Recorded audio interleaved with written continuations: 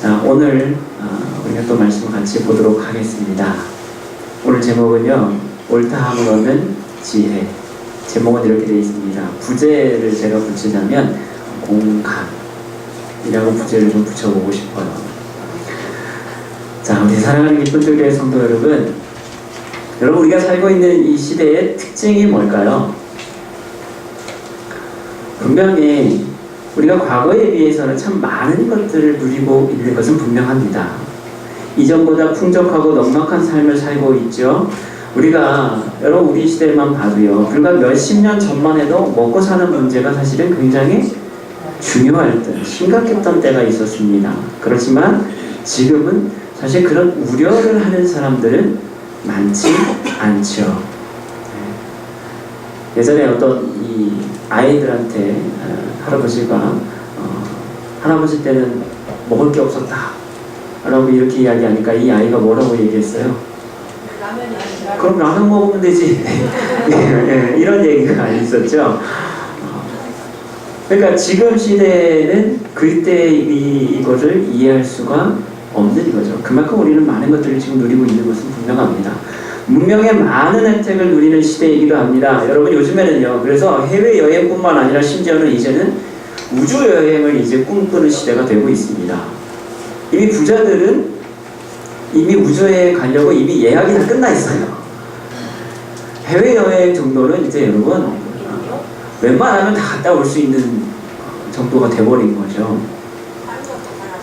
그렇죠. 벌써 해외에 벌써 투자를 하는 경우들, 이 우주에 이미 그런 일들까지 여러분, 과거에는 정말 상상할 수도 없는 일들을 우리는 지금 많은 것들을 하고 있다는 거예요.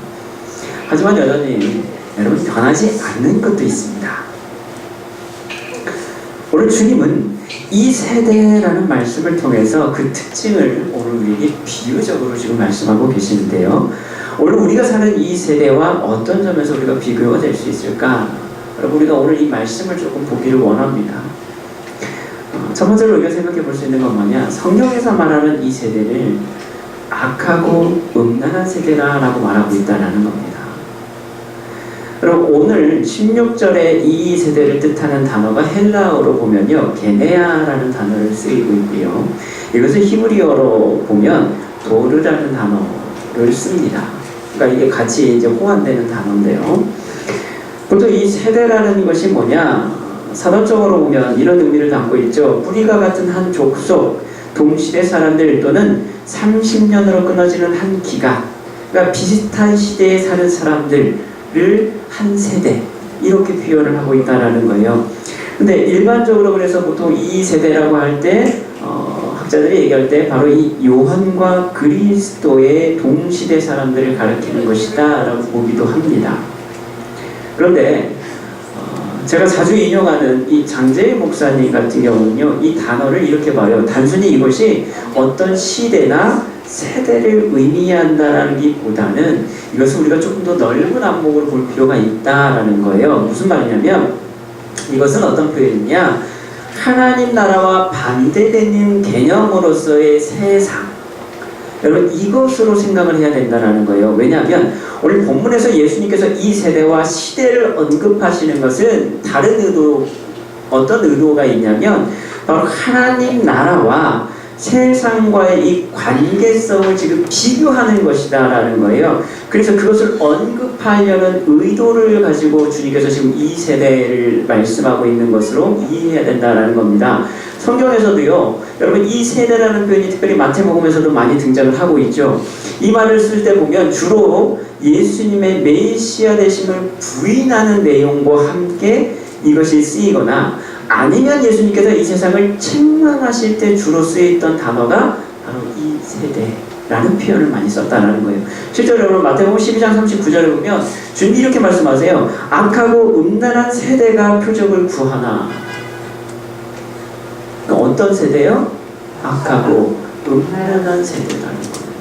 마태복음 12장 45절에도 똑같이 말씀해요. 이 악한 세대가 또 이렇게 되리라 라고 또 말씀합니다. 여러분 마태복음 16장 4절에도 보면 악하고 음란한 세대가 또 표적을 구하나 또 말씀하시죠. 여러분 마태복음 17장 17절에서도 또 이렇게 말씀해요. 믿음이 없고 패역한 세대요. 악하고 음란하고 패역한 세대. 그 세대를 지금 주님 말씀하고 계십니다. 여러분 마가복음 8장 38절에서 또 이렇게 말씀해요. 이 음란하고 죄 많은 세대에서 라고 또 말씀합니다. 마가복음 9장 19절에서 믿음이 없는 세대요 라고 말씀할 때도 여기 또 세대가 또 쓰여요. 믿음이 없는 세대요. 누가복음 9장 41절에도 믿음이 없고 패역한 세대요. 누가복음 또 11장 29절에도 이 세대는 악한 세대라. 그러니까 주님이 이 세대라는 표현을 쓰실 때는 주로 어떤 거 많이 썼어요? 책망하거나 주님이 말씀하시는 하나님 나라와 비교되는 이 세상으로서의 이 세대. 지금 너희의 그 세대는 어떤 세대예요? 악하고 음란하고 패역하고 믿음 없는 세대라는 거. 그게 어떤 데예요? 바로 이 세상의 모습이다라는 거예요. 주님은 우리에게 지금 그걸 보여주고 있습니다. 그렇습니다. 오늘 예수님 당시의 세대뿐만 아니라 오늘날 우리의 세대에 이르러서도 여전히 여러분 2000년이 넘게 지난 이 시대에도 여러분 여전히 변하지 않는 것이 있다라는 거예요. 2000년에 비해서 얼마나 여러분 우리가 많은 것들을 누리고 있습니까? 그때는 상상도 하지 못한 것들을 지금 우리는 얼마든지 여러분 당연하게 누리고 있잖아요. 그런데 그때나 지금이나 여전히 변하지 않는 것이 또 있다라는 거예요. 그게 뭐예요? 이 악하고 배악하고 음란한 세대예요. 여러분 이거는요 2000년이 지났는데도 여전히 똑같다라는 거예요. 오히려 심하면 심했지 못하지 않다라는 거죠. 어쩌면 여러분 그래서 인간의 역사 전반을 통해 우리가 볼 때 하나님 나라와 세상은 지속적으로 계속 어떤 관계예요? 대립되어 있는 관계로 본다라는 거죠. 여러분 창세기를 통해서 여러분 이 백필식 목사님 같은 경우 창세기 강의를 하면서 그래서 그런 말씀을 하시더라고요. 창세기 역사의 시작부터 여러분 신약의 여러분 이 계시록에 이르기까지 성경에서 말하고 있는 것 중에 하나는 뭐냐면 이 두 세력의 갈등, 싸움이 있었다라는 거예요. 그 세력은 뭐냐? 하나님의 사람으로 상징되어지는 세력과 세상의 사람, 악한 사람, 여러분 어둠의 권세 가운데 붙들려 있는 이 세상의 권세예요, 여러분. 싸움이 있었다라는 거예요. 그 싸움의 시작이 언제부터였냐? 창세기에서부터 이미 나온다라는 거예요. 왜요? 뱀으로 상징되는 여러분 이 사단으로 상징되는 뱀의 존재. 그가 여러분 하나님의 자녀를 어떻게 해요? 유혹하잖아요. 넘어뜨리잖아요. 그럴 때 그가 저주를 받잖아요. 그래서 이 여자의 자녀와 이 사단이 뭐예요? 뒤꿈치를 물 것이고 여러분 머리가 밟힐 것이고 여러분 이 다툼이 여러분 그때부터 시작되는 이 세력의 싸움. 여러분 이것이 끝까지 여러분 이 마지막 때까지 여러분 있을 것이다. 여러분 이렇게 이 성경을 보기도 합니다. 그런 의미에서 보면 지금 우리가 살고 있는 이 세상은 여전히 뭐예요? 하나님 나라로 상징되는 그 나라와 항상 대립관계에 있는 모습을 우리는 보게 된다라는 거죠. 여러분 하나님 나라와 속성되는 반대되는 속성을 가진 것 그것이 뭐예요?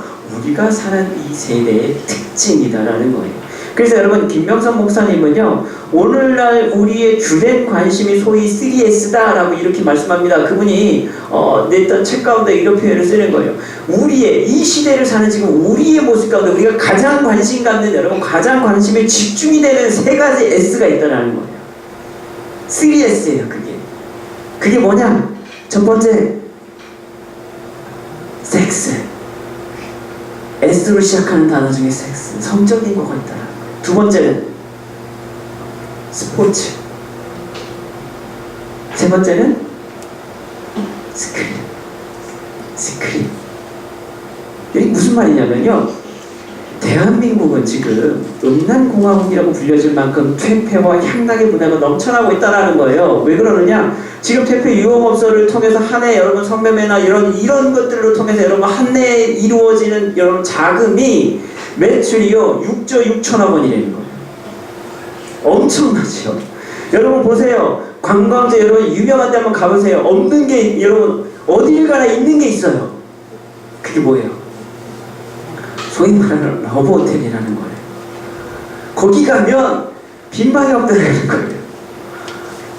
이런 게 지금 대한민국의 지금 우리 세대의 모습이다라는 거예요. 또 하나는 뭐냐? 스포츠예요.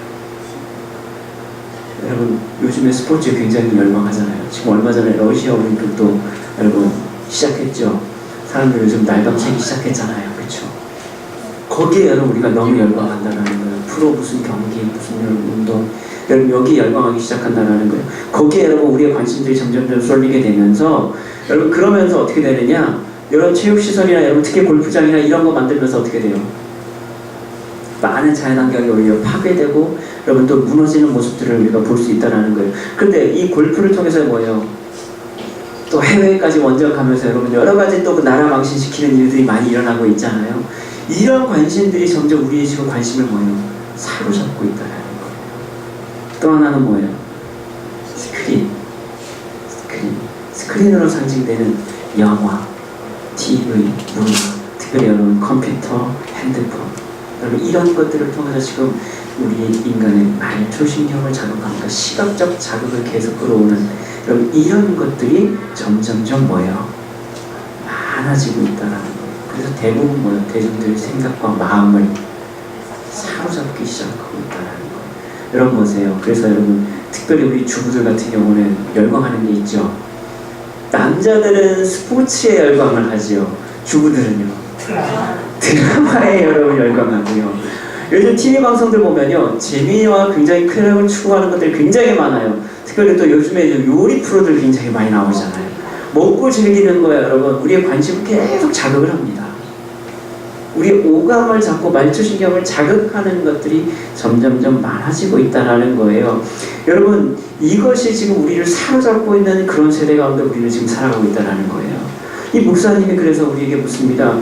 과연 그 수많은 오락과 자극을 만끽하는 쾌락으로 사람들은 과연 이전보다 행복해졌을까? 과연 행복해졌을까요? 그건 묻습니다. 과연 우리가 여러분 그런 것들을 즐길 수 있고 누릴 수 있는 많은 것들이 점점 늘어나고는 있지만 우리가 그것을 누림을 통해서 여러분 정말 과거에 비해서 정말 행복하다라고 이야기할 수 있겠냐는 거예요. 여러분 이것이 우리들의 슬픈 자화상이다 라고 이렇게 이야기를 합니다. 기독교인들의 삶 또한 여기서 벗어나지 못하고 있다는 거예요. 여러분 한 주 동안 여러분 잘 사셨죠? 네, 잘 살았습니다. 여러분 뭐 보고 사셨어요? 뭐에 즐거움을 느끼면서 사셨습니까? 뭐에 여러분 행복을 느끼면서 사셨어요? 과연 우리의 관심을 자극했던 게 과연 뭘까요, 여러분? 나는 무엇을 의지하면서 여러분 사셨을까요? 주님을 의지하고 살았어요. 아멘. 아멘. 이제 먹고 네. 손도 보이고. 여러분 이것을 지금 우리에게 질문하고 있는 거예요. 이 세대 가운데 우리가 누리는 것들 많고요. 우리의 자극, 우리의 관심을 끄는 것들이 점점 늘어나고 있고요. 옛날에 생각지 못한 것들이 점점 많이 풍요한 가운데 우리는 살고 있지만 정작 그것이 우리를 행복하게 만들 수 있는 데라.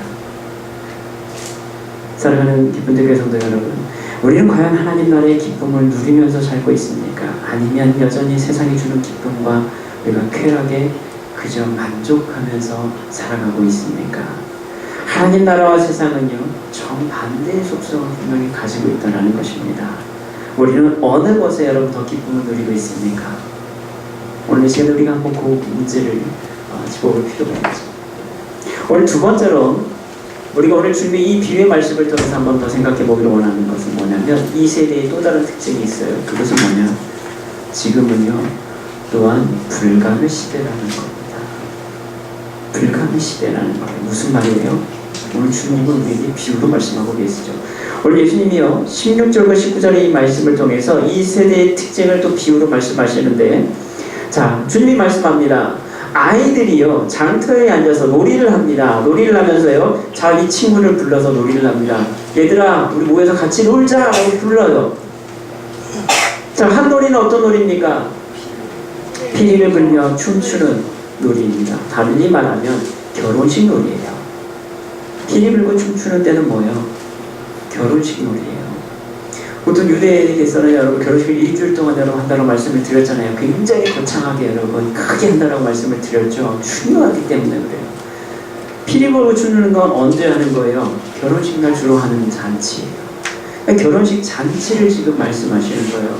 아이들이요 놀이를 하는데요. 어떤 놀이를 해요? 결혼식 놀이를 하는 거예요. 그래서 피리를 보고 잔치를 베푸는 놀이를 하는 거예요. 그 놀이를 한다는 거예요. 다른 놀이는 뭡니까? 슬퍼 울면서 가슴을 치는 놀이예요. 달리 말하면 이건 뭐예요? 장례식 놀이예요. 아이들이 놀이를 하는데 두 가지 놀이를 합니다. 하나는 결혼식 놀이를 하고요, 하나는 장례식 놀이를 합니다. 그런데 거기에 부름을 받은 친구들, 동무들이요, 어떻게 해요? 그 두 놀이에 다 시큰둥한 반응을 보여요. 야, 우리 장례식 놀이 하자. 야, 우리 결혼식 놀이 하자. 우리 같이 놀자 했는데 어떻게 해요? 반응을 안 해요. 너나 놀아라. 이런 반응을 지금 보이고 있다는 겁니다. 다른 말로 하면요, 지금 아무런 반응을 보이지 않고 있다는 거예요. 철저한 무시요, 무관심과 불일치를 지금 보여주고 있는 것입니다. 여기에 대해서 여러분 두 가지 다른 해석이 있어요. 크게 두 가지 해석을 할 수 있는데요. 하나는 뭐냐면, 자, 결혼식 놀이는 예수님과 관련되고 장례식 놀이는 세례 요한과 관련이 됐다라고 이렇게 연결해서 생각하는, 해석하는 방법이 하나 있고요. 다른 하나는 뭐냐면, 장례식과 결혼식 놀이가 따로 분리된 게 아니다. 이것은 단순히 이스라엘이 하나님 놀이, 그러니까 하나님께서 초청하시는 그 놀이를 거부하고 있다라는 것. 누가요? 이스라엘이 그것을 보여주기 위한 것이다 라고 이렇게 해석하기도 합니다. 근데 우리는 오늘 이 그랜트 오스본이라는 분을 통해서요, 오늘 본문의 말씀을요 이렇게 한번 볼 수 있어요. 자, 오늘 그랜트 오스본은요 오늘 본문을 이렇게 구조적으로 구분을 하고 있는데요, 여러분 좀 집중하셔야 돼요. 뭐냐면 오늘 17절 상반절 말씀이 있죠, 여러분. 마태복음 11장 17절 상반절 한번 보시면, 이르되 우리가 너희를 향하여 피리를 부르도 너희가 춤추지 않고, 이 말씀을 A라고 보는 거예요. 그렇죠? 보세요. 이 말씀을 A로 보면요, 자, 17절 후반절 말씀, 우리가 슬피 울어도 너희가 가슴을 치지 아니하였다, 이 말씀을 B로 보는 거예요. 자, 그러면 이렇게 해석이 돼요. A는 뭐냐? 예수님이 결혼식으로 초청하는 장면으로 볼 수 있다는 거예요. 17절 상반절 말씀을 A가 결혼식 초청 부분이에요. B가 요한이 심판 메시지를 전하는 거예요. 그러니까 장례식의 이미지는 뭐냐? 요한이 심판의 메시지를 선포하는 거예요. 너희들은 뭐예요? 죽었다. 죽게 될 것이다. 이것을 선포하는 거예요. 그래서 A하고 B로 놓으면, 이렇게 보면요, 그 다음에 18절을 어떻게 볼 수 있느냐? 18절이 뭐예요? 요한이 마도 먹지도 않고 마시지도 아니하며 그들이 말하기를 귀신 들렸다 하느니, 이 말씀을 뭐냐? B-로 넣을 수 있다는 거예요. B-예요.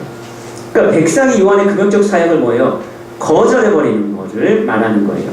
그러면 19절 말씀, 상반절 말씀을, 19절 말씀을 또 뭘로 보냐면 A-로 볼 수 있어요. 백성이 예수님의 그 즐거운 왕국 사역을 거절함으로 이렇게 볼 수 있다는 거예요. 그러면 구조가, 오늘 본문 구조가 어떻게 되냐면 A, B, B A 이렇게 여러분 이 구조로 정리를 할 수 있다는 거죠. 여러분 보시면, 그러면 우리가 앞에서 봤듯이 딱 무슨 구조가 돼요?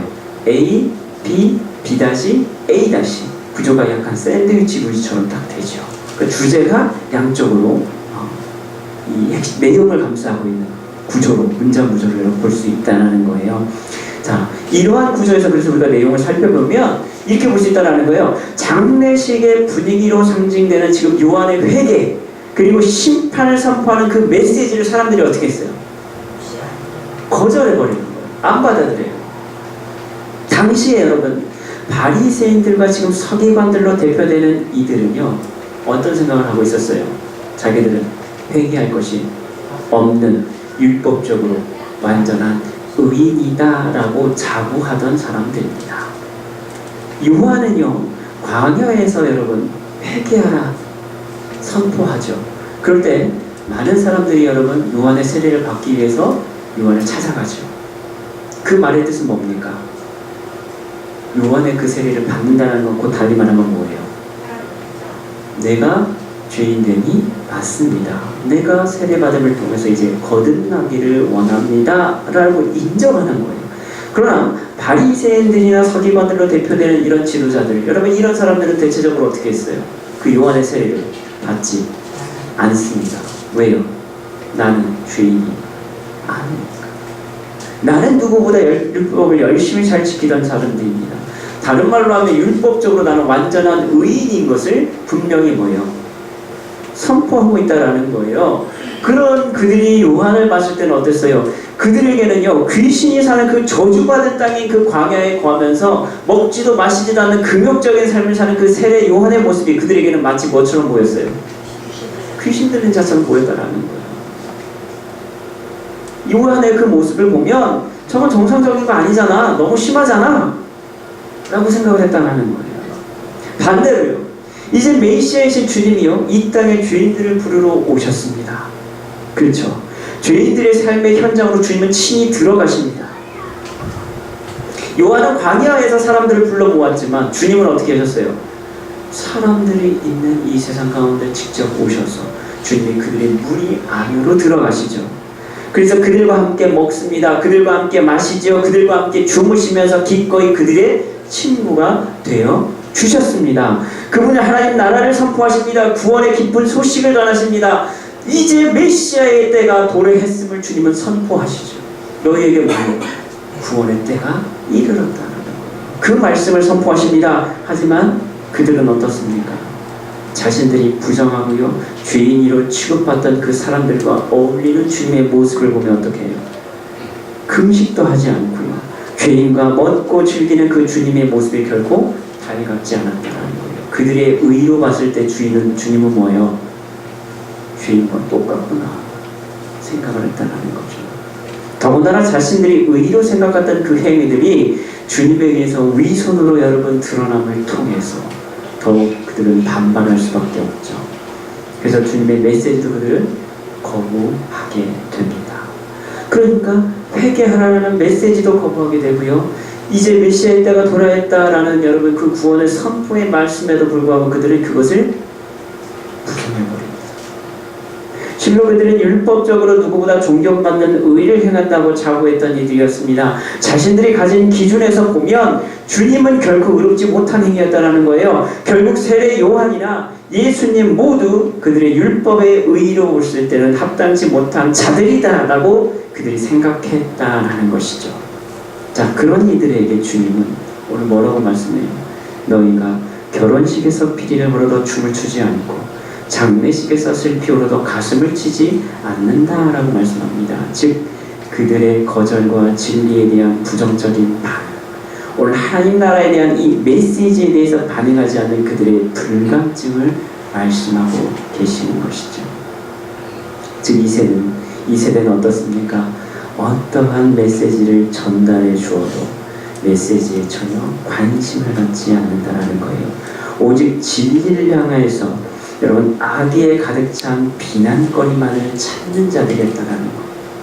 자기 의를 가지고 이렇게 해서 저걸 비난하고 이렇게 해서 저걸 비난하고 자기에게 맞지 않으면 뭐예요? 비난거리만 찾았을 뿐이지 진리를 진짜 찾으려고 하지를 않았다는 거죠. 오늘 주님이 말씀하시는 하나님의 의는 뭡니까? 회개와 심판을 선포할 때 마음의 가난함을 깨닫게 되는 것입니다. 애통하는 것입니다. 눈물 흘리는 것이죠. 나의 죄를 자복하고 하나님께 겸손하게 나아가는 것, 그게 하나님의 의입니다. 예수 그리스도의 구원의 초청 앞에서 우리가 기뻐하며 그 부르심에 응하는 것, 여러분 이것이 하나님의 의지요. 여러분 이것이 하나님 나라에 속한 공동체에 마땅한 반응이 되어야 된다라는 겁니다. 여러분 세례 요한의 회개를 선포할 때 회개할 수 있어야 된다라는 거예요. 주님이 구원의 메시지를 선포할 때 그것을 여러분 믿음으로 받아 드릴 수 있어야 된다라는 거예요. 그래야 그 사람이 어떤 사람이에요? 하나님 나라의 공동체에 속한 사람일 수 있다라는 겁니다. 왜 그렇습니까? 참된 공동체는요, 슬픈 일이 있을 때는 어떻게 해야 돼요? 같이 슬퍼해야 돼요. 좋은 일이 있을 때는 같이 기뻐해야 되는 거예요. 이게 한 공동체의 모습이다라는 거예요, 여러분. 하나님 나라에 속한 공동체라면 하나님이 기뻐하실 때 우리 어떻게 해야 돼요? 같이 기뻐해야 돼요. 하나님이 여러분 애통해 하실 때 같이 애통해하고 눈물을 흘릴 수 있어야 된다는 거예요. 주님이 애통할 때, 주님이 여러분 이 세상을 보면서 눈물을 흘리실 때 우리도 어떻게 해야 돼요? 눈물을 해야지. 주님은 이 세상을 향해서 여러분 지금 애통해하고 여러분 가슴 아파하시는데 우리는 룰루랄라요. 주님 정말 좋습니다. 자, 놀러 오니까 너무 행복하네요, 여러분. 여러분 이럴 수가 없다. 주님이 기뻐하면, 주님이 한 영혼으로 여러분 기뻐하면 우리도 또한 어떻게 해야 돼요? 같이 기뻐하는 마음이 있어야죠. 그렇죠? 한 영혼이 구원받았는데 나 저 사람 정말 꼴 보기 싫은데, 여러분 이 사람은 결코 우리가 같은 공동체라고 이야기할 수가 없다. 그거는 세상의 공동체의 모습이다라는 거. 하나님의 공동체가 기뻐할 때요, 세상의 공동체는 슬퍼할 수밖에 없어. 하나님의 공동체가 슬퍼하고 애통할 때는요, 세상의 공동체는 기뻐할 수밖에 없어요.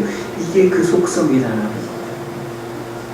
그런데 우리의 모습은, 이 세대의 모습은 뭐예요? 반응하지 않는다는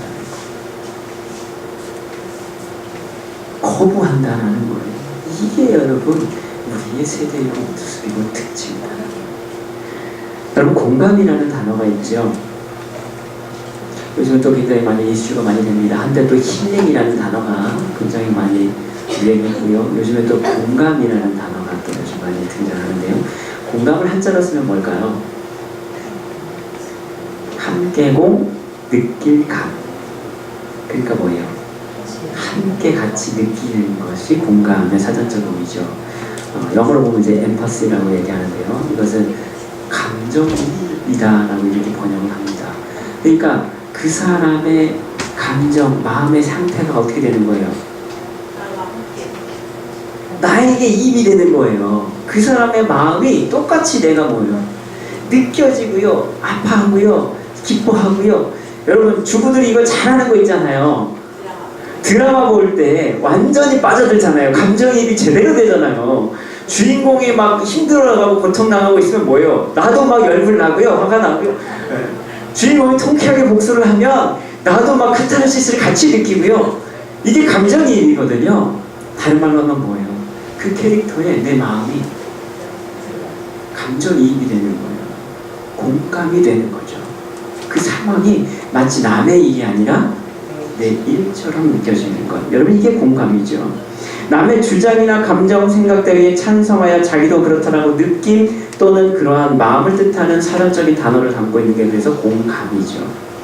여러분 우리가 주님께 속한 공동체에 온전히 거하고 있다면 우리는 당연히 그래서 주님의 오늘 이 말씀과 가르침에 또한 그분의 마음에 충분히 공감하며 그분의 피 소리에 맞춰서 우리는 춤을 추며 그분의 눈물에 함께 눈물 흘릴 수 있는 마음이 있어야 될 줄로 믿습니다. 주님이 산상수훈에서 여러분에게 그것을 가르쳐 주시잖아요. 천국 시민의 아이덴티티가 바로 그거야.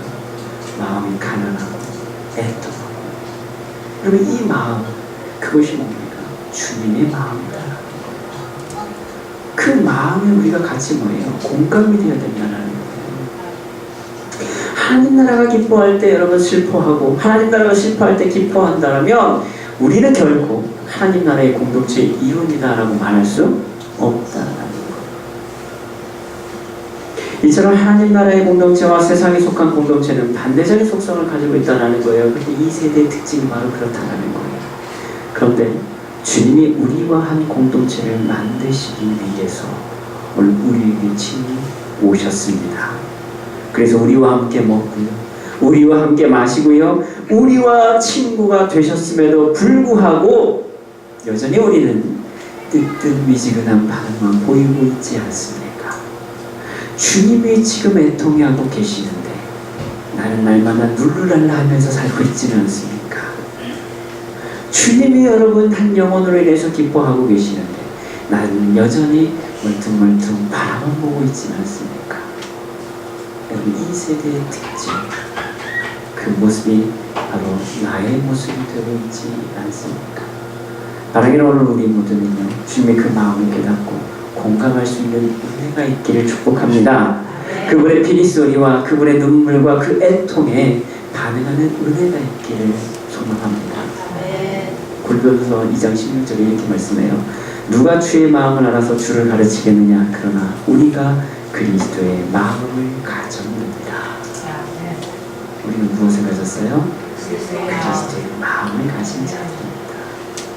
그러면 주님의 마음에 공감할 수 있어야 되죠.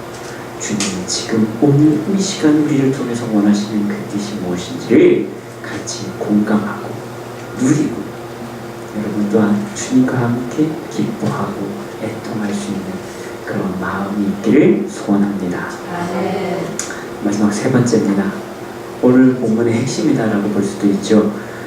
오늘 여러분 마지막 한번 다시 한번 읽어볼까요? 19절 후반절입니다. 지혜는 그 행한 일로 인하여 옳다함을 얻느니라. 아멘. 여러분 이게 오늘 본문의 굉장히 중요한 부분인데 또한 어려운 부분이기도 합니다. 오늘 세 번째로 우리가 나눠야 될 건 뭐냐? 지혜는 그 행한 일로 인해 옳다함을 얻는다라는 겁니다. 다른 말로 하면요, 하나님이 인정하시는 것이다라는 거. 자, 19절 후반절에 오늘 본문과 평행 본문인 말씀이 누가복음 7장 35절 말씀인데요. 누가복음 7장 35절은 또 이렇게 표현하고 있어요. 지혜는 자기의 모든 자녀로 인하여 옳다함을 얻느니라. 무엇으로요? 지혜는 자기의 모든 자녀로 인하여. 자, 오늘 본문은 어떻게 되어 있어요? 지혜는 그 행한 일로 인하여 라고 되어 있지만 누가복음에서는 똑같이 표현하는데 이렇게 되어 있어요. 지혜는 자기의 모든 자녀로 인하여. 오늘은 그 행한 일로 인하여, 본문은 마태복음은요 그 행한 일이죠. 누가복음은요 그 자녀로 인하여. 이렇게 표현이 되어 있어요. 같은 의미인데 표현이 다르죠. 자, 그래서 어떤 학자들은요 이 누가복음의 말씀을 통해서 이렇게 해석을 하기도 합니다. 지혜의 요구 사항들은 모든 지혜의 자녀들에 의해서 진정으로 입증된다라고 이렇게 해석하고 있어요. 그러니까 지혜라고 하는 게 그게 진짜 지혜냐 참된 지혜냐, 지혜가 요구하는 게 뭐냐, 이게 정말 여러분 무엇이냐라는 것을 입증하는 게 뭘로 입증이 된다라는 거예요. 그 지혜의 자녀들에 의해서 입증되는 것이다 라고 이렇게 설명한다라는 거예요. 자, 그렇다면 여러분 지혜가 뭘까요? 주님은 왜 갑자기 이 말씀을 하실까요? 지혜가 뭘까? 여러분 사전적인 뜻에서 지혜는 이렇게 돼 있잖아요. 사물의 이치나 상황을 제대로 깨닫고 그것에 현명하게 대처할 방도를 생각해내는 정신의 능력, 이것이 지혜라고 돼 있어요. 그렇죠? 그러니까 지혜롭다라는 건 뭡니까? 어떤 상황이나 어떤 문제에 대해서 우리가 뭐예요? 그것을 현명하게 다 제처할 수 있는 어떤 정신적 능력, 방법을 여러분 쉽게 생각하는 것. 그렇죠? 그 사람이 지혜 있는 사람인 것이고. 자, 그런데 성경에서요 이 지혜를 들고 우리는 어떻게 말씀하고 있을까? 특별히 여러분 지혜에 대해서 굉장히 많은 표현들을 쓰고 있는데 우리가 대표적으로 몇 가지만 보면요, 시편 111편 10절에 보면 또 이렇게 말씀해요. 여호와를 경외함이 지혜의 근본이다 라고 이렇게 말씀합니다. 여러분 지혜의 고고라고 할 수 있는 여러분 잠언서에도 보면 지혜에 대해서 굉장히 많이 언급하죠. 그런데 특별히 지혜의 중요성에 대해서도 잠언이 굉장히 많이 이야기를 하고 있는데요. 그 중에 잠언 4장 7절에 보면 또 이렇게 말씀하고 있어요. 지혜가 지혜이니 지혜를 얻으라. 내가 얻는 모든 것을 가지고 명철을 얻을지니라라고 말씀합니다. 그 지혜가 얼마나 중요한지를 지금 우리에게 계속 강조를 하고 있어요. 그러면서 우리는 특별히 우리 이 지혜에 대해서 볼 때요 한번 살펴봐야 될 말씀이 있어요. 거기가 어디냐면 고린도전서 말씀을 우리가 한번 볼 필요가 있어요. 고린도전서 말씀을 통해서 본문의 지혜를 우리가 살펴볼 필요가 있는데요. 고린도전서 1장 18절에 보면 이렇게 표현하고 있어요. 십자가의 도가 멸망하는 자들에게는 미련한 것이요 구원을 받는 우리에게는 하나님의 능력이라 라고 이렇게 말씀하죠. 그러면서 21절에 보면 또 이렇게 말씀해요. 하나님의 지혜에 있어서는 이 세상이 자기 지혜로 하나님을 알지 못하므로 하나님께서 전도에 미련한 것으로 믿는 자들을 구원하시기를 기뻐하셨도다 라고 이렇게 말씀합니다. 사도 바울이 지금 고린도전서에서 우리에게 지금 말씀하는 건 뭐예요? 십자가의 도에 대해서 말씀을 하면서요 하나님의 지혜가 있는데 그 지혜로는 세상에 하나님의 그 지혜를 알 수가 없다는 거예요. 그래서 하나님께서 전도에 미련한 것, 세상 사람들이 볼 때는 그 전도에 미련한 것을 통해서 하나님께서 뭐예요? 믿는 자들을 구원하시기를 기뻐하셨다는 거예요. 그러니까 그 안에 뭐가 담겨져 있다는 거예요? 하나님의 지혜가 담겨져 있다는 거예요. 그런데 세상 사람들은요 그걸 뭐예요? 못 본다라는 거예요. 여러분 그렇습니다. 세상에는요 하나님이 주신 지혜가 있어요. 세상에 있는 자기 지혜, 즉 세상적인 지혜가 있다라고 이야기합니다. 하나님이 주시는 지혜가 있어요. 그렇죠? 그리고요 세상에서 우리가 얻을 수 있는 지혜가 또한 있어요. 우리가 세상적인 지혜를 가지고 그런데 하나님의 지혜를 보면요 그게 어떻게 보여요? 미련하게 보인다는 거예요. 어리석게 보인다는 거예요. 자, 하나님이 주시는 하나님의 지혜가 있고요 세상에서 우리가 누릴 수 있는 지혜가 있는데요 우리가 가지고 있는 이 세상적 지혜를 가지고 하나님의 지혜를 딱 보면 어떻게 보여요? 어리석고 미련하게 보인다는 거예요. 야 저게 뭐야? 라고 어떻게 볼 수밖에 없다라는 거예요. 그런데 이유가 있다라는 거예요. 왜냐하면 그렇게 볼 수밖에 없는 이유가 뭐냐? 하나님께서 세상의 지혜를 미련하게 하셨기 때문이다라는 거예요. 그래서 우리가 온전한 지혜를 여러분 볼 수 없다라고 고린도전서 1장 20절에는 이렇게 말씀합니다. 그러니까 하나님께서요 우리에게 지혜를 주시는데 하나님의 지혜가 있고요 세상의 지혜가 있어요. 그런데 세상의 지혜를 가지고 하나님의 지혜를 보게 되면 어떤 생각이 드냐면 왜 이렇게 저게 미련하고 어리석어? 라고 이렇게 볼 수밖에 없다는 거예요. 그 이유가 뭐냐? 고린도서 1장 20절에 사도 바울이 얘기하는 건 뭐냐면 하나님이 그 세상의 지혜를 어리석게 만든다는 거예요. 그러니까 어리석은 세상의 지혜를 가지고 하나님의 지혜를 바라보면 어떻게 보여요? 어리석고 미련하게 보일 수밖에 없게 만드셨다라는 거예요. 하나님께서 일부러 그렇게 만드셨다라는 거예요. 따라서 오늘 본문의 지혜는 뭐냐? 오늘 여기서 말하는 마태복음에서 말하는 지혜는 어떤 지혜예요? 하나님의 지혜로 볼 수 있죠.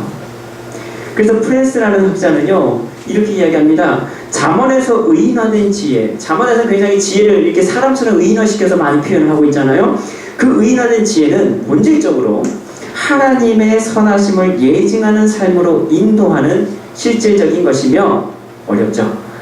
이렇게 표현이 되어 있으니까 제가 읽어드릴게요. 그냥 예증하는 삶으로 인도하는 실질적인 것이며 따라서 마태의 이 본문은 사실상 요한과 예수님이 지도자들의 비판에 맞서 정당화되는 삶을 보여주었다라고 이렇게 말했다라는 거예요. 대부분의 학자들이 곧 오늘 이 본문이 말하는 지혜의 행위, 오늘 마태복음에서는 행한 일 혹은 누가복음에서만 말하는 그 자녀들, 여러분 이것으로 표현되는 행위죠. 지혜의 어떤 행위인데 구체적으로 들어가는 그 행위가 곧 예수님의 행위와 같다라고 그래서 해석한다라는 거예요. 예수님이 10장에서 오늘 세례 요한과 그의 제자들의 사역뿐만 아니라 주님께서 하신 그 사역들, 주님의 말과 행위가 다 포함된 그 사역들을 말하는데요. 그것으로 옳음이 증명되며 따라서 예수님 당시 사람들의 무관심과 무조건적인 거부는 결국 자신들에게 하나님의 심판을 초래하게 한다라는 것입니다. 말이 어렵죠? 무슨 말인지 이해가 되세요, 여러분? 어렵죠? 학자들이 이렇게 본다라는 거예요. 무슨 말이냐면 자, 지혜라고 하는 것, 곧 하나님의 지혜죠. 그 지혜가 누구를 통해서요? 그 행함을 통해서 혹은 그의 자녀들을 통해서 그게 누구냐? 바로 예수 그리스도와 세례 요한 그들의 행위다라는 거예요. 믿음의 행위를 드러나는 건데 그것을 통해서 그들의 행위가 옳음이 증명되게 된다라는 표현이 되는 거예요. 그렇죠? 그래서 그것을 거부하는 사람들은 어떻게 된다는 거예요? 결국 하나님의 심판을 받게 될 것이다 라는 표현으로 이렇게 해석을 한다는 거예요. 근데 말을 어렵게 써놨잖아요. 그렇죠? 그래서 쉽게 말씀드리면 이렇게 다시 우리가 정리해 볼 수 있어요. 우리는요 이전에 바리새인들과요 서기관들을 통해서 그들 스스로는 뭐예요? 자기들이 지혜 있는 자들이다 라고 여기고 있다고 배웠잖아요. 율법을 잘 안다라는 건 뭐예요? 말을 잘한다는 것이고, 그렇죠? 말을 잘한다는 건 아는 것이 많기 때문에 말이 잘한다는 거고, 결국 아는 게 많다는 게 곧 뭐예요? 지혜 있는 사람이다 라고 이렇게 인정받았다는 거예요. 그러니까 율법을 잘 아는 것이 곧 아는 게 많은 것이고, 말을 잘하는 사람이고, 말을 잘하는 사람은 곧 지혜 있는 사람이다. 여러분 이 개념이 성립이 된다는 거예요. 그러니까 그들은 스스로가 지혜 있는 자들이라는 거예요. 그렇게 생각하고 있다는 거예요. 그러니까 율법을 잘하는 것이 곧 지혜 있는 자들의 모양이었다는 거예요. 그런데 고린도전서 오늘 말씀을 보면요, 그들은요 하나님의 지혜가 아니라 결국 뭐예요? 사람의 지혜였다라는 거예요. 여러분 우리가 이것을 위해서요 오늘 본문을 좀 다른 본문을 좀 읽어볼 필요가 있어요. 고린도전서 여러분 한번 읽어보셔야 돼요. 2장 6절과 9절 말씀 한번 읽어볼게요. 신약성경 264쪽입니다. 고린도전서 2장 6절 9절 말씀. 네, 중요하기 때문에 우리 한번 읽어보겠습니다. 고린도전서 2장 6절로 9절 말씀입니다. 신약성경 264쪽입니다. 제 성경으로 264쪽. 신약성경 264쪽 고린도전서 2장 6절로 9절 말씀. 신약성경입니다. 맨 뒤에 구약 말고요. 뒤쪽에 264쪽 고린도전서 2장 6절로 9절 말씀. 뒤쪽에서 264쪽입니다. 오늘 좀 어렵죠? 어려운데 중요합니다. 신약성경입니다. 뒤쪽, 성경 뒤쪽에서 264쪽이에요. 비슷한 페이지 있을 겁니다. 제 거랑 약간 좀 한두 페이지 좀 차이는 날 수 있는데요. 고린도전서 2장 6절로 9절 말씀 우리 같이 한번 읽어보도록 하겠습니다. 같이 한번 읽겠습니다. 시작. 그러나 우리가 온전한 자들 중에서는 지혜를 말하노니 이는 이 세상의 지혜가 아니요 또 이 세상에서 없어질 통치자들의 지혜도 아니요 오직 은밀한 가운데 있는 하나님의 지혜를 말하는 것으로서 곧 감추어졌던 것인데 하나님이 우리의 영광을 위하여 만세전에 미리 정하신 것이라. 이 지혜는 이 세상의 통치자들의 한 사람도 알지 못하였나니 만일 알았더라면 영광의 주를 십자가에 못 박지 아니하였으리라. 기록된 바 하나님이 자기를 사랑하는 자들을 위하여 예비하신 모든 것은 눈으로 보지 못하고 귀로 듣지 못하고 사람의 마음으로 생각하지도 못하였다 함과 같으니라. 아멘. 자, 하나님이 감추었던 참된 지혜, 곧 하나님의 뜻을 오늘 세례 요한과 예수 그리스도를 통해 하나님께서 드러내시죠. 그러니까 그 전까지는 어떻게 해요? 감추어 있다는 거예요. 여러분, 복음의 복된 소식, 예수 그리스도의 이 십자가의 사건은 그래서 이전까지는 뭐예요? 감추어져 있던 거예요. 아무도 메시아가 와서 그렇게 할 거라고는 상상을 못했어요. 그것을 하나님께서 뭐예요? 감추어 놓으셨던 거예요. 덮어 놓으셨던 거예요. 그래서 세상의 권세자들도요, 메시아가 그렇게 할 거라는 것을 아무도 몰랐어요. 왜요? 하나님이 가려놓으셨기 때문에. 그런데 그것을 어떻게 하셨어요? 예수 그리스도가 이 땅에 오심을 통해서, 그분을 통해서 하나님께서 그 비밀을 넣으셨죠. 그래서 예수님이 십자가에 죽으실 때 여러분 휘장이 찢어진 사건들 여러분 기억하시죠? 휘장이 찢어졌다는 것은요, 1차적으로는 뭡니까? 하나님과 우리 사이에 막혔던 담이 예수 그리스도를 통해서 열려졌다는 것을 뜻하는 것이기도 하고요. 오늘 이 표현을 보면 뭐냐면 하나님이 가리셨던 거, 휘장으로 여러분 아무도 못 보게 가려놨던 거잖아요. 성막 안에 여러분 그 지성소 안에 아무도 여러분 보지 못하게 가려놓은 게 휘장의 역할이거든요. 들어가지 못하는 여러분 금의 역할도 되지만 보지도 못하게 만들어 놓았던 거를 찢어버리셨다는 건 뭐예요? 볼 수도 있다는 거예요. 그렇죠? 하나님이 가려놓으셨던 그 지혜의 비밀을 오늘 예수 그리스도를 통해서 어떻게 해요? 보여주신 거예요. 드러내신 거예요. 여러분 지금 이 표현을 쓰고 있는 거예요. 하나님의 지혜가 그래서 세상에 가지고 있는 권세자들의 지혜를 가지고는 절대로 뭐예요? 볼 수 없게 만들어졌던, 그래서 그렇게 감추셨던 하나님의 그 비밀이, 여러분 복음의 놀라운 비밀이죠. 이 비밀이 이제 예수 그리스도를 통해서 하나님께서 어떻게 했어요? 드러내신 거예요. 여신 거예요. 보여주신 거예요. 그걸 지금 말씀합니다. 그걸 보여주셨다라는 거예요. 그러므로 그 지혜는 그것을 드러내는 행위를 통해서 옳다함을 얻게 된다라는 거예요. 이해되세요? 다른 말로 하면요, 이 표현이요, 하나님께서요 그 지혜를 예수 그리스도를 통해서 친히 입증해 주신다라는 겁니다. 누가 인정해 주시는 거예요? 하나님이 인정해 주십니다. 이게 맞아, 이게 진짜 지혜야 라고 주님이 하나님이 친히 말씀해 주신다라는 거예요. 여러분 그렇습니다. 오늘 하나님이 주신 지혜는요, 예수 그리스도를 통해 드러나고요, 오늘 이제 그 드러난 진리를 하나님께서 옳다고 인정해 주신다라는 거예요. 너희들은 지금 그 부름에 대해서 슬퍼하지도 기뻐하지도 춤도 추지 않았지만 오늘 세례 요한을 통해서 그리고 예수 그리스도를 통해서 그분들이 하신 그 행위를 통해서 하나님의 놀라운 비밀 그 지혜가 옳다함을 받게 된다. 다른 말로 하면 하나님이 그 행위를 인정해 주신다는 것입니다. 여러분, 세상 사람들이 미련하다고 어리석다라고 여겨지는 그 진리가 하나님에 의해서 옳다고 인정받게 된다는 것입니다. 사랑하는 기쁜 교회 성도 여러분, 오늘 우리는요, 여기서 매우 중요한 원인을 하나 발견하게 됩니다. 아무리 우리가 세상의 지혜를 따라서요 살아간다 하더라도 우리는 결코 하나님의 인정을 받을 수 없다는 것. 그걸로 여러분 하나님 인정받는 게 아니라는 거예요. 왜요? 세상의 지혜는요 진짜 지혜가 아니다라는 거. 오늘 주님은 우리에게 말씀하시는 진짜 지혜가 있는데 오직 하나님께서 지금 인정해 주시는 지혜는 뭡니까? 오늘 예수 그리스도를 통해 드러난 행위, 그분의 말씀을 통해 드러난 하나님의 지혜다라는 거예요. 그 지혜를 오늘 사도 바울은요, 오늘 이 고린도전서 2장 이후에 여러분 16절까지 한번 쭉 읽어보시면요, 하나님의 지혜가 곧 성령님이다라고 말씀하고 있어요. 그 성령님을 통해서 우리가 하나님의 비밀을 깨닫게 된다는 거예요. 우리는요 그런 존재가 되어야 된다는 거예요. 우리 힘으로 세상적인 지혜를 가지고 여러분 우리가 아무리 지혜롭다라고 여기면서 그렇게 살아간다 할지라도 절대로 우리는 하나님의 인정을 받을 수가 없다라는 거예요. 하나님이 인정하시는 지혜는 뭐냐?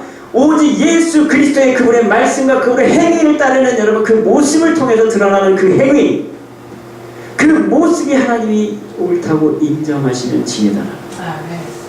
그 지혜를 하나님은 인정해 주신다는 거예요. 그리고 이제 예수 그리스도와 함께 십자가에 죽고 또 그 안에서 예수 그리스도가 사신 사람들의 행위를 통해서 그 지혜가 드러나게 될 때 그 또한 옳다함을 받게 될 것입니다. 그의 자녀들로 인하여 옳다함을 받게 되는 것입니다. 우리는 그들을 제자, 그리스도인, 그리고 성도라고 부릅니다. 오늘도 나는 주님과 한 몸을 이룬 한 공동체 안에서 나는 주님과 함께 기뻐하며 함께 애통하며 하나님의 지혜를 온전히 행함을 통해 여러분 우리는 하나님의 인증을 받고 계십니까? 나는 옳다함에 여러분 그런 인증을 받고 계시나요? 복음의 진리 그 지혜가 내 삶의 온전한 양식이 되고 있습니까? 하나님은 우리로 하여금 이 지혜를 맛보고 누리게 하시려고 성도들을 불러주셨습니다.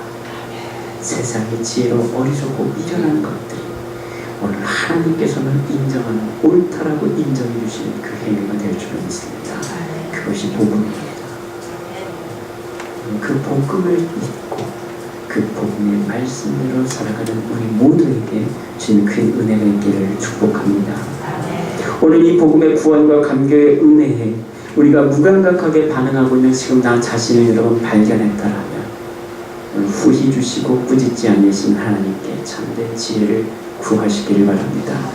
성령님 통해 우리에게 주시는 그리스도의 마음이 오늘 우리를 능히 인도해 가실 줄로 믿습니다. 여러분 그 은혜가 오늘 있기를 소원합니다. 옳다함을 얻는 지혜, 그것은 하나님이 인정해 주시는 것이고요. 오늘 그것은 오직 예수 그리스도를 통해서 이루어지는 지혜인 줄로 믿습니다.